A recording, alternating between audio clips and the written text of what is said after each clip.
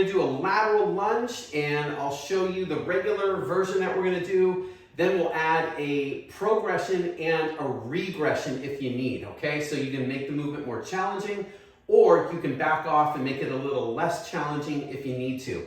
Right, so lateral lunge, we're just starting feet close together, step out to the side, lunge down, push back up, repeat on the other side. Step out, lunge, push back up, okay? We're looking for good movement of the hip, of the knee, of the foot and ankle. So you want to be able, if I show you from the side, to drop down into that pretty good, come back up. What we don't want to see is the hip going forward when you're doing this and your body, your upper body is just straight up and down vertical. It should be butt back a little bit of a forward lean with the upper body, come back up.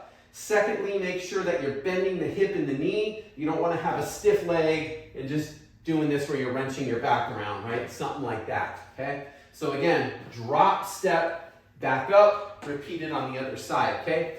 That's our main version. So if that doesn't feel right, if it's a little too hard, if you've got some discomfort or you have balance issues with the step, what we can do is regress it a little bit. So we take a wide stance and we do it from here. We just eliminate the step.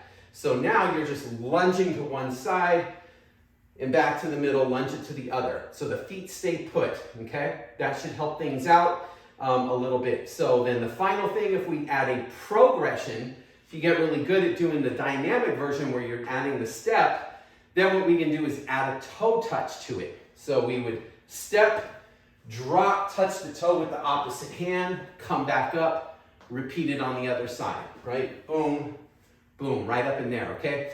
So doing these things adds a little more element of complexity. It also increases the activation of certain areas of the brain and nervous system that help us to actually improve the way that we move. The better we move, the stronger we are, the better balance and coordination we tend to have, and the better we feel and the less pain and injuries we tend to have. So that's your lateral